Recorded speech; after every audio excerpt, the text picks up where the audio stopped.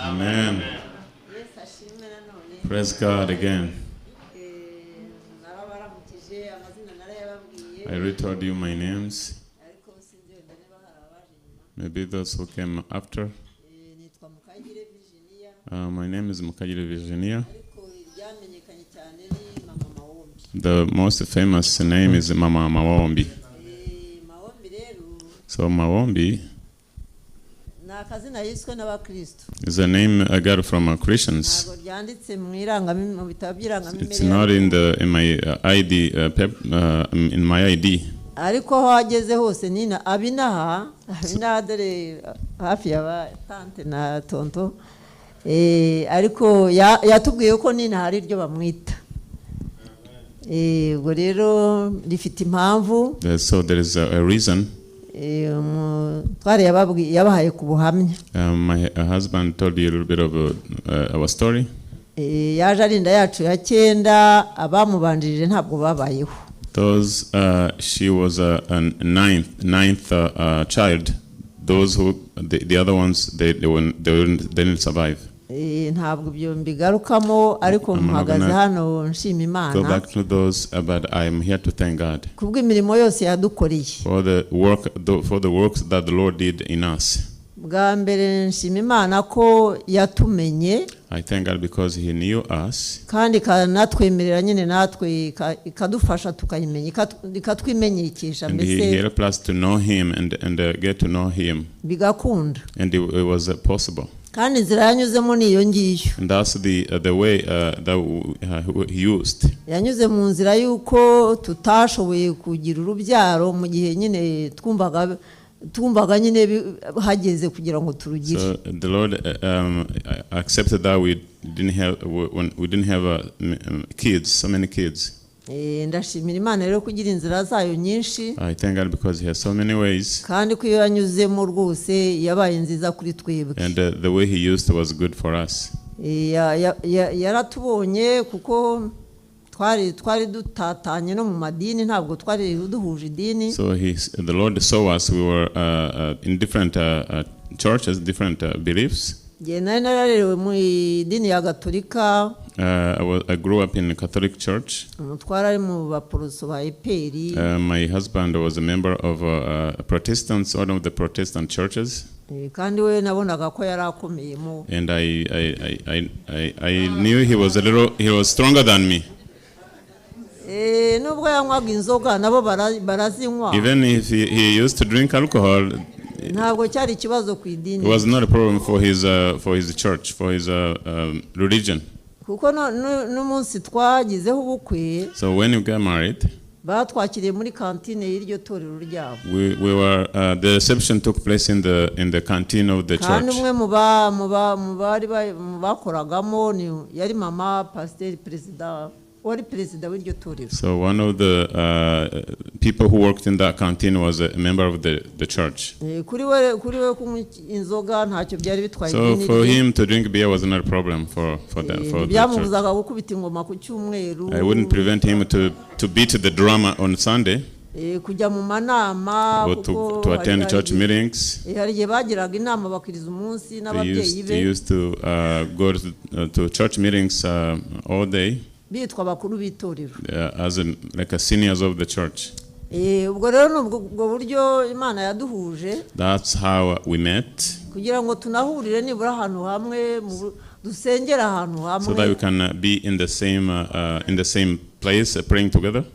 Kuko abakristo muri Pentecote Adepr nibo binjiye mu rugo rwacu baza kutubwiriza. So Christians from the Pentecostal church came to our house to preach to us. Ubwo rero twaje gusobanukirwa neza nkanjye mu by'ukuri byari kuri je nibwo namenye uko basoma Bibiliya. From that time we developed an understanding how, for example, that's how I learned how to read the Bible. Mu Gatolika nubwo nari ndimo umubyeyi wanjye papa wanjye yarapratikaga. Even though I was a Catholic member, my dad was a practicing a believer in the Catholic Church. Bibiliya mu rugo wacu yari ihari ariko nayisomaga ku musana. We had the Bible in our home, but in our house, but I didn't take time to read. I was reading it like once in a while. Rero twarinze dushakana nta kintu nibitseho na gitoya kijyana no kumenya inzira y'ijuru. So we got married. Up to the point we got married, I didn't know how to read the Bible or the ways to go to heaven. I didn't know too much of those. Natakaye cyane ku buryo ni bagombye kunca ibyiru byinshi. I was even lost to the point that I was charged a lot of amashapure menshi mbere I had to do lots of to repeat lots of rosaries before I got married. Kuko twasezeraniye muri Saint Michel hari. Because we got married in Saint Michel Church. Baramuhaye n'amakondisiyo ko abana bazabatizwa muri Gatolika. So we had conditions that our kids would be baptized in Catholic Church. Ariko ubwo nyine mu gihe twateguraga ubukwe basanze ntaherukaga no gutura nta kintu cyose nayo. So when we got married, I hadn't even offered. I didn't pay the offerings. So I was not participating in any. So I was lost. And I was living even close to the church. People used to go to church, but I didn't go. I didn't practice a lot. I was just there. Didn't have any problem. No worries. Yeah, urero icyo nshima Imana nuko yanshatse. I thank God because he sought me. Yaranshatse kandi urugo rwangira rushaka. The Lord sought me and he sought my family. Ye ku giti cyanjye yaranshatse hari jambo hano mu butumwa bwiza bwa Yohana ibice 15. There's a word of God in the Gospel of John chapter 15. Mbese murabona ko ari ikiganiro Yesu yagiranye n'abigishwa be mbere gato yuko yababwira nyine ko ari we muzabibu. When Jesus was telling the disciples that ahantu ku murongo wa 16 on the verse 6 he says, bavuga ngo simwe mwankunze. Says you know the ones who loved me. Simwe mwankunze ninjye wabatoranye. I am the one who. Cyangwa simwe mwantoranije. You didn't choose me, I chose you. Simwe mwantoranije ninjye wabatoranije kugira ngo mbashyiraho kugira ngo mwere imbuto. So that you can bear fruit. Ubwo rero aho hantu numva ari ahanjye. So that's my that's where I stand. Kuko ntabwo ari je ntacyo nakoze ariko I didn't do anything Yesu yarantoranyije. To earn Jesus. He's the one who chose me. Ndabimushimira rero. I thank him for that. Kandi arangije. And when he finished, agenderera urugo rwacu. He blessed my family. Yarugendera akoresheje data bukwe. He visited my family using my father-in-law. Ejo umutware yababwiye ko mushiki we yagize umuhate wo kumusengera. You remember that my husband told you that his sister prayed for him. Niko byagenze. That's what happened. Kuko Jeanne nubwo atari umupantekote ariko yaguye mu magrupe y'abapantekote. Even though she was not a Pentecostist, but she fell into the hands of Pentecostal groups. Akajyana nabo mu byumba by'amasengesho. And he used to go with them in the prayer rooms. Amenya rero iryo banga. Then he knew the secret. Hanyuma data bukwe nawe igihe cyarageze akajya ajya gusenga mu bapantekote ari mu gakinjiro kandi atari umupantekote. So my father-in-law used to go to pray in a Pentecostal church, although he was not a member, he was a Catholic. Kandi bose and though all of them, urugo umuryango wose nyine imuhira ababyeyi n'abavandimwe, the whole family, the siblings, bari bafite agahinda ku mwana wabo. They were grieving of their child. Ababyeyi bari bafite agahinda ku mwana wabo, abavandimwe bari bafite agahinda ku muvandimwe wabo. They grieved because he joined the group. Rero aho yagendaga atanga icyifuzo kugira ngo. So everybody was like almost like praying that he can return. Ubwo rero umusaza data bukwe abapantekote nabo hari umuntu wamujyana mu cyumba cy'amasengesho. So my father-in-law, somebody took him in a prayer room. Ahageze mbese biramufata nyine. So when he got there, he was caught up. noneho icyifuzo cya mbere yagize yabahaye yarababwiye ati rero nanjye murasenga neza ndabararitse nanjye muzaze tujye tugira aho duhurira natwe nyine mbese So the first prayer request he presented, he asked them to come to his place for prayer. ati nzasaba umwana wanjye azampa umwanya ariho tuzajya duhurira.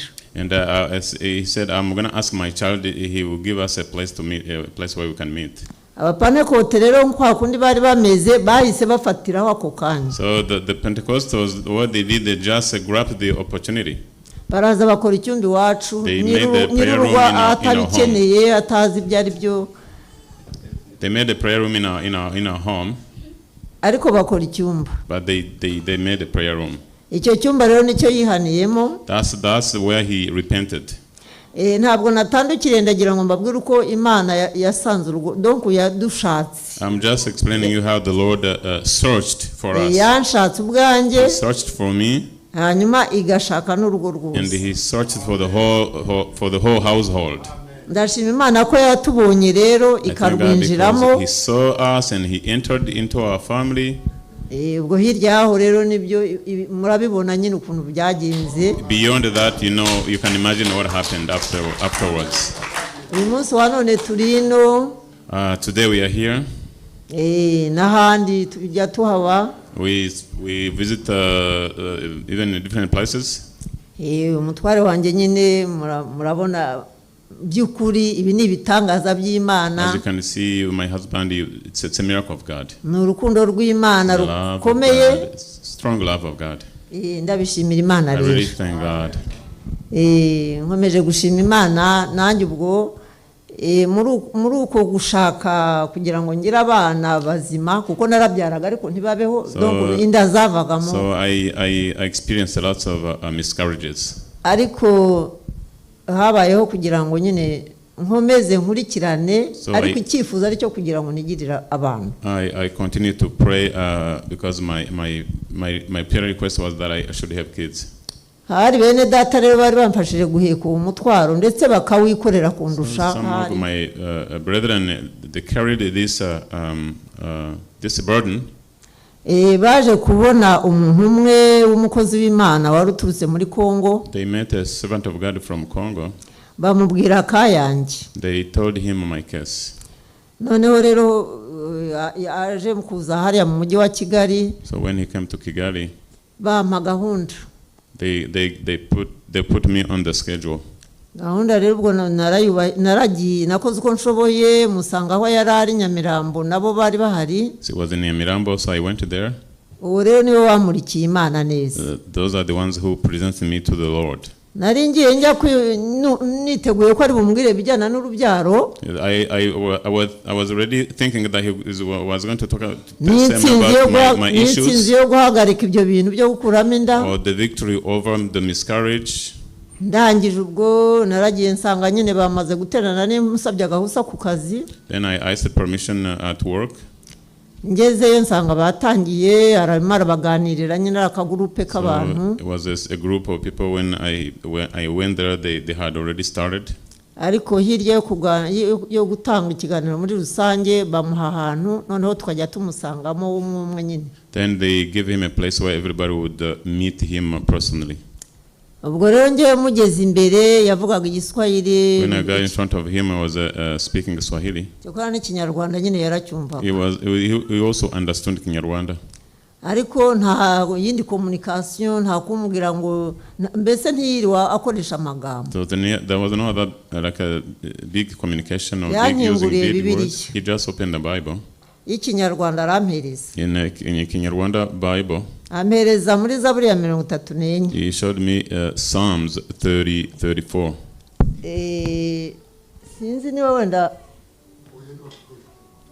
Psalms 34. Kuko Bibiliya simbonamo neza.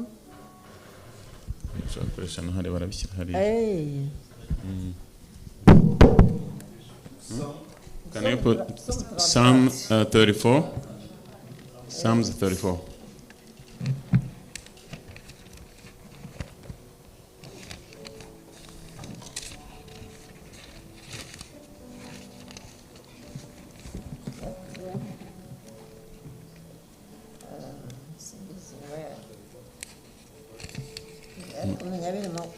umurongo namukirirwa hari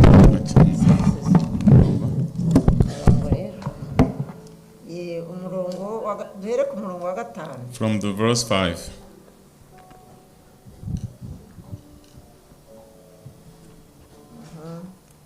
ngira ngo hari ntabansoma yabonetse hariya. okay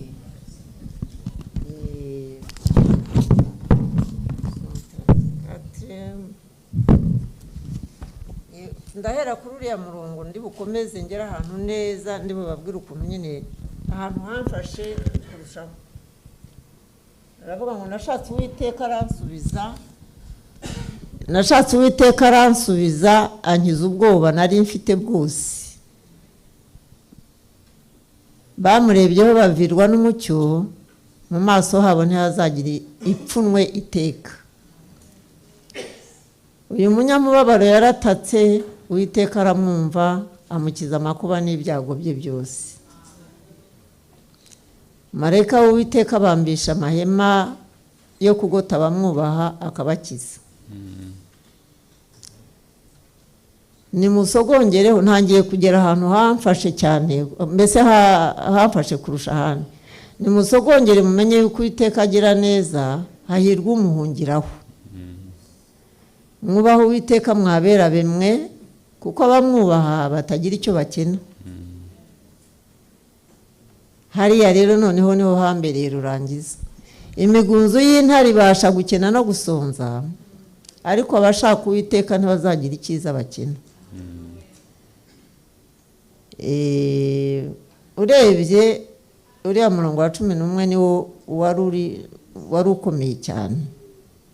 Imigunzu y'intare ibasha gukena no gusonza, ariko abashaka Uwiteka ntibazagira icyiza bakena.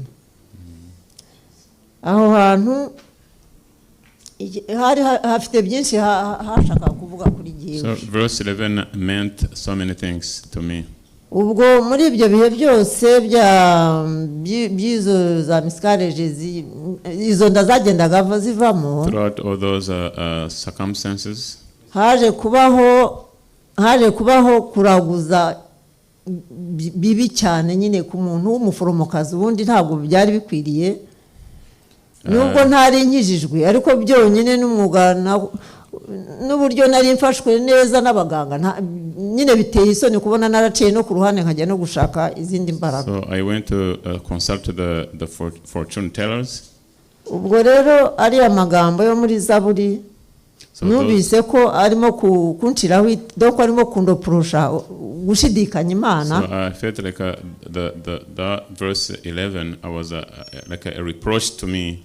Ariko noneho akanampamagarira kugira ngo menye yuko abizera Uwiteka, abashaka Uwiteka. I felt like the word of God was calling me to tell me that those who seek the Lord, batagira icyo bakena rero, they won't miss anything.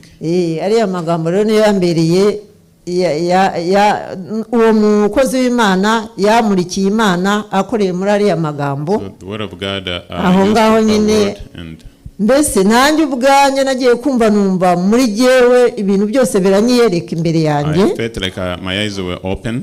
byose ari byo mbese ibyo byo kuraguza n'ibindi byose nagiye kumbona byose binje imbere. Everything that was involved in including consulting fortune tellers. Kandi numva muri gihe haje n'izindi mbaraga rwose zintinyura zinshoboza. New power. Ubwo rero nyine aho ngaho yaransengeye. That's why he prayed for me. Kuva icyo gihe rero noneho hari ubwo muri abo bapfumu hari aho nari mperutse kujya, bari barampaye ibintu byo kunywa. So one of the fortune tellers that I went to, they gave me some things to drink. Byanangoraga cyane, numvaga birenduka. It was so like something really ubundi bari bampaye ibindi bya protection nkuko Pastor Jean Baptiste yabivugaga, things to protect me. Uwo munsi rero umuntu nyine yarabirondoye. So at that time, the servant of God, he got a revelation. Yarabindondoye ati ari amacupa, he saw all the bottles, the things I akajya abibona. and the Lord showed me those things. Ubwo rero naragiye muri uwo mugoroba. So that evening I went. Ndagenda byose ndabizana, yari yandangiye aho ari bucumbike. I brought them to where he lived. Ndabizana ubwo mutware wanjye yavuye ku kazi, ubwo na data bukwe nawe kubera ko kenshi yanyuraga mu rugo kugira ngo arebe uko tumeze. So my husband had finished work and my father-in-law used to come and see how we are. Yari yaje uwo munsi. So he was there as well. Barangije mbabonye ndababwira nti rero nameze nka wa mugore wo kwiriba, niko byangendekeye. So when they came, I told them I came like that woman on the fountain. Hari n'undi muvandimwe nyine mushiki wawe twari mama wabo. There was another member of the family. Narababwiye nti muze. I told them, come. Muze njye kubereka umuntu. I will show you someone who prayed for me. Kandi yambwiye ngo njyane ibintu byose. And he told me that I should bring all the things kugira ngo bajye kubitwika. so they can burn them up. Ubwo rero nuko nguko byagenze. That's what happened. Twaragiye. We went. Ntitaye yuko yarananiwe, umusaza nawe yagombaga kuza guterera umusozi ataha imuhira. Yeah, even though he was tired. Kandi baranyemereye turagenda. And they come along with me. Aho dutuye barahazi ba Pastor Theogene. Tukagenda hafi ya stade Nyamirambo. So it was we have to pass the Nyamirambo stadium. Ariko baranyemereye turagenda. So we went together. Muri uwo mugoroba rero nibwo nabijyanye ibyo ngibyo barabitwika kandi ngo byafashe umwanya munini cyane kugira ngo bishye. So it took a lot of time for all those items to be burned up. Ndashima Imana rero ko niyo yanshatse. I thank God because he searched for me. Yarankunze, inkundira umutware, idukundira umuryango. My husband, he loved my family. Taha mu rugo rwacu. And he came to my family. Icyo nyuma yaho ngaho gatoya itorero ryaraje nyine rihashinga ibirindiro. Afterward the church came and found a place in our home. Icyo cyumba nyine cyari icyumba cy'itorero kizwi n'itorero. So that room of prayer was like a room that the church recognized. Tutarinjira no mu itorero nyine murabyumva umutware yaje kukihaniramo nicyo yajemo yiviye aho ngaho aho yabaga yanyuze mu. So that's where my husband repented. Fataga cupa araza ati uyu munsi nanjye ndakijijwe. And he decided to be saved. Apfukama aho ngaho pastor wacu yari yadusuye. The person who visited us, baramusengera rero. They prayed for him. Ubwo rero tutangira gutyo nyine. That's where we began the journey. Tugira amahoro mbese tutangira mbese dukorana n'abapanekote. We started to collaborate with the Pentecostal church members. Kandi we yahagurutsa ndusha imbaraga. And when he stood up, he was very, very stronger than me. Ariko byangiriye umumaro. But that was very useful for me. Najyaga nibaza ukuntu nzareka gutanga inzoga. Because I asked myself how I would stop serving beer. Kandi kompanyi ye nyine yari yo banywa n'akayoga. Because in his company was serving beer. Ntabwo nari nari numvaga ndi muri wa mbese wa simbizi kwa kundi imyumvire ya myumvire ko ntahaye abantu nyine mbese abashyitsi be byaba bibaye agasuzuguro. So I felt like if I don't serve his guests, if I don't give them beer, it would like ngize Imana rero we nyine abireka nyine bihita bikoreka. So fortunately he gave up drinking and it was easy. Abantu bamenya rero noneho ko habaye ubundi buzima. So people realized there was a new life. Ko yagiye gusezera mu kabari ibintu mbese ajya byivugira. Ubwo rero ndashima Imana. So I thank God. Kandi hirya yaho, so beyond that, nkuko yabibabwiye ubwo abapanekote noneho bagize freedom nyine bakajya baza bisanzuye. So Pentecostals used to come freely to our place. Ubundi bajyaga badusengera kubera ko icyifuzo bari barakimenye bakagenda bakajya nko mu butayu twe tutabizi. So they used to go to like a remote places to pray for us. Ariko noneho nta kibazo mbese badusengeraga nyine nk'abantu turi kumwe nabo. Then it was easier for them because they came to our family because we were saved. Haboneka ab'Imana yohereza baza kutwinisiya gukora icyumba cy'umwihariko ibintu tutari tuzi. So people trained us to for the things that we didn't even knew. Mu by'ukuri ndashima Yesu ko ari we watwishakiye. I thank God because he's the one who searched for us. Kandi amaze kudufata, amaze kubona ikibanza.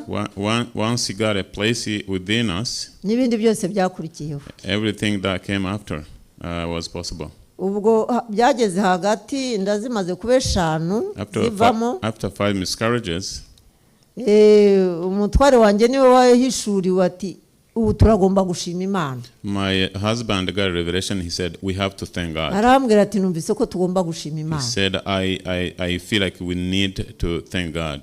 To be thankful. Turashima Imana se nkumva nisimbishikije. And I couldn't really understand.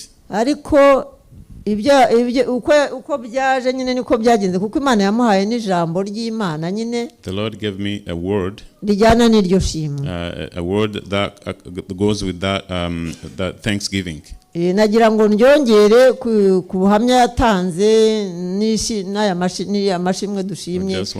Riri mu Baroma ibice 11. It's in Romans. Naryo mwarinshyiriraho wenda kuri Romans 11. 11. Romans 11. Murongo wa 30. Muri iriya mirongo ihera. Wenda duhere kuri 31 niba. Verse 30 something. Katusoza.